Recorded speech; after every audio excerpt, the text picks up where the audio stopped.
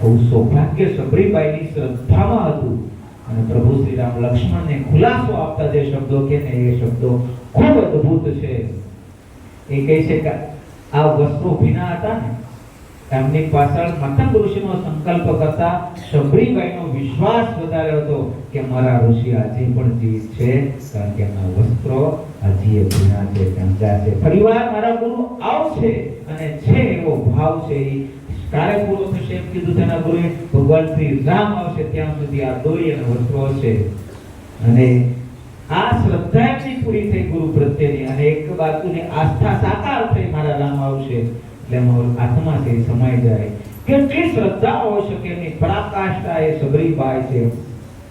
આવો જ એક દાખલો હનુમાન, જે તમને ખ્યાલ છે વારંવાર કહેવાય તો હનુમાન માટે આપણે તો સૌ એમના ગુરુ માનીએ છીએ ને, તો હનુમાન માટે તો જોરદાર એક નારો બોલવો જોઈએ કે જેથી હનુમાન સુધી આ શબ્દ પહોંચે ને આપણા સૌના હૃદયમાં વિરાજમાન થઈ આપણે સર્વોત્તમ દિશા તરફ લઈ જાય. જય હનુમાન. કોઈ એમ પૂછે કે હનુમાન કોણ છે, તો જેમની હૃદય રગમાં રામ છે હનુમાન છે. કોઈ એમ પૂછે કે હનુમાન શું છે, તો કોઈ ભારતની નસે નસમાં વસે હનુમાન છે. કોઈ એમ પૂછે કે હનુમાન કોણ છે, તો કહી દેવાનું કે શ્રદ્ધાની શરૂઆત અને અંત હનુમાન છે. વિશેષમાં કોઈ પૂછે કે હનુમાન કોણ છે, તો કે જય જનનીના બાળકોના રોમે રોમમાં જે વસે એ હનુમાન છે.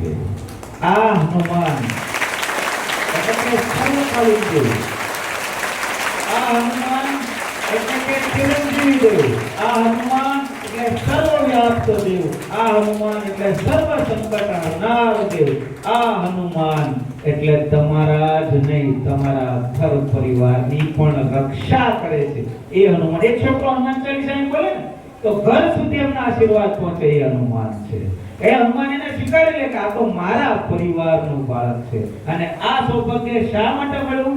કારણ કે આ શાળાની સ્થાપના થઈ 2019 અને 1/6/2019 માં આની શુભ શરૂઆત થઈ. ત્યારથી લઈને આજ સુધી સેંકડો શિક્ષકોએ રાગ દ્વેષ માન અપમાન સહન કરી આ શાળાને રૂષ્ટ કરી આજે જય જનનીને પ્રથમ નંબરની હરોળમાં પહોંચાડી. આ તમામ ગુરુઓને પણ અવાજ પહોંચે ત્યાં સુધી તાળી પડવી જોઈએ. ભગવાન રાગ દ્વેષે આપણે સૌનો આભાર વ્યક્ત કરીએ.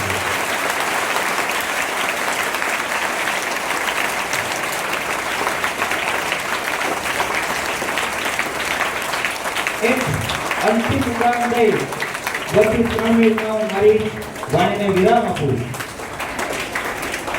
શ્રદ્ધા અને વિશ્વાસની જ્યારે પરીક્ષા હોય, સત્ય અસત્યની જ્યારે પરીક્ષા હોય, ત્યારે આપણા વિચારો અન્યના શબ્દોથી નિર્માણ થતા હોય. કોઈ એક પ્રશ્ન પૂછો, બાળક છે એ તો બાળક નિર્દોષ છે, પાપી ક્યારે બને? જ્યારે બીજાના કાનથી બીજાના મુખેથી કંઈક કાનથી સાંભળતો થાય ત્યારે શુદ્ધ અશુદ્ધ ઘણા શબ્દો એમના કાને પડે. પરંતુ વ્યક્તિગત નિર્ણય લેવામાં જ્યારે કોઈ વ્યક્તિ નિષ્ફળ થાય ત્યારે એ એમનામાં અપરાધ અને નકારાત્મકતાની શરૂઆત થતી હોય છે. એક મહાન સંત કબીર થઈ ગયા કે જેમના જેટલા પણ ગુણગાન કરવામાં આવે એટલા ઓછા. મહાન કબીર એ વિદર્ભી ની કોખમાંથી જન્મેલા, પરંતુ ભારતીય સંસ્કૃતિના એક મહાન સંતના ઋષિ કે જેમણે આત્મ સાક્ષાત્કાર કરેલો. ઈશ્વર શું છે એ જાણવું હોય તો કબીર પાસે સેંકડો શિષ્યો જાય. અને એ સમયના કબીરના સમયમાં તમે બધા ભણ્યા છો ભારતીય સંસ્કૃતિના ઉદ્ભવના, હે ને? ધોરણ 8માં અને 7માં આવે છે ભક્તિ યુગ. આ સમયના એ મહાન સંત કબીર કેટલાય તો દોહાઈના પ્રચલિત છે, આજે પણ પ્રેરણા આપે. એ કેવી પરીક્ષામાંથી પાર થયેલા? તો કે મહાન સંત કબીરના પ્રતિષ્ઠાથી, એમના અભિયાનોથી, એમના સત્સંગથી સેંકડો લોકોના પોતાના ધંધા છે ચોપટ થવા માંડે. કારણ કે સત્ય આગળ જાય તો અસત્ય છે એ લૂલું બને, સ્વાભાવિક છે. એ સમયે કબીરના સેંકડો શિષ્યો ભારત વર્ષમાં ભ્રમણ કરી ભારતનું કલ્યાણ માટેનો પ્રયાસ કરતા હતા. એ સમયે એક મોટો પંડાલમાં એનો સત્સંગ શરૂ હોય એ સમયે સેંકડો શિષ્યો ખૂબ શ્રદ્ધાથી ભગવાન નામ કીર્તન કરતા હતા. એ સમયે એક દારૂ વેચવા વાળો વ્યક્તિ ત્યાં આવે. ષડયંત્ર તહેત કબીરને કેમ પાડવા એનું આયોજન થાય અને કે કબીર, તું કાલ તો અમારી પાસે દારૂની બોટલ લઈ જતો હતો, આજે સત્સંગ કરવા માંડે છે. અપશબ્દો શરૂ થાય એટલે કબીરની આંખો બંધ થાય. શિક્ષક અને સંત માન અપમાન સહન કરીને પણ સમાજના ઉદ્ધારમાં લાગેલા રહે, કારણ કે એમને હિત કરવું છે, પરહિત કરવું છે, અહિત કોઈનું નથી કરવું. અને 50% લોકો છે ત્યાંથી પલાયન થઈ જાય. એટલે કબીર તો દારૂ પીતા હતા, આપણે એના સત્સંગમાં થોડું બેસવાનું હોય. એને સાક્ષીની પણ જરૂર નથી.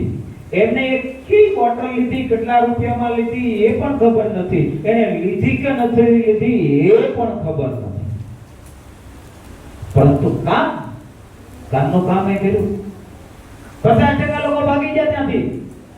જે સરસ મજાનો કીર્તન થતો હતો એમાંથી વિઘ્ન આવ્યું. કબીરની આંખો બંધ છે, એના સાચા શિષ્યોની આંખો પણ બંધ, કારણ કે એ તો ન સાંભળે નિંદા.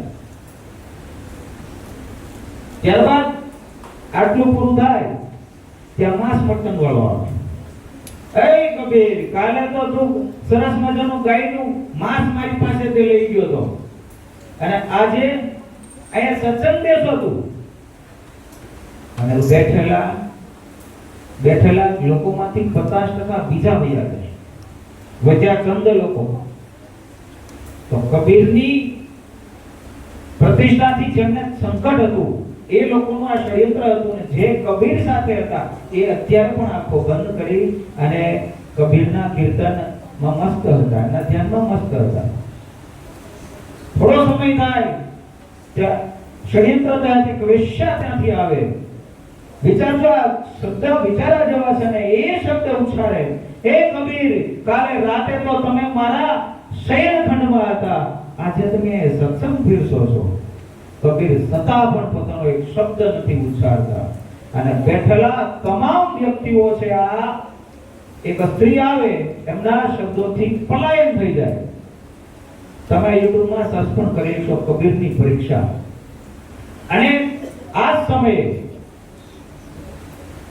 બે વ્યક્તિઓ ત્યાં બેઠેલા, સલુકો અને મલુકો, બંને સગા ભાઈ. એમની શ્રદ્ધાની નિર્માણ એમની માતાએ કરેલું.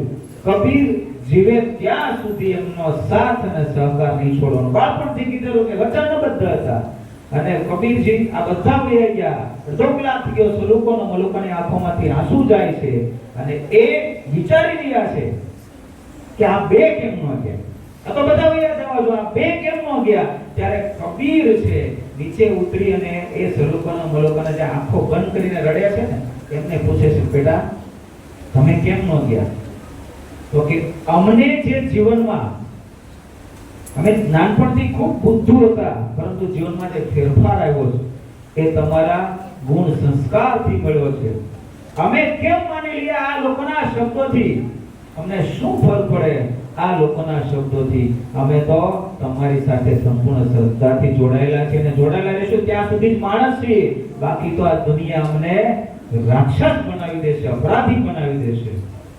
આ ભાવનું નિર્માણ થયું એટલે કબીરજી ખૂબ પ્રસન્ન થાય, ઈશ્વર રૂપમાં આવે અને સલુકા મુલુકાને ત્યાં ઈશ્વરના દર્શન કરાવે કે આ સંસારમાં આવી શ્રદ્ધા લેવા ક્યાં જ આવી.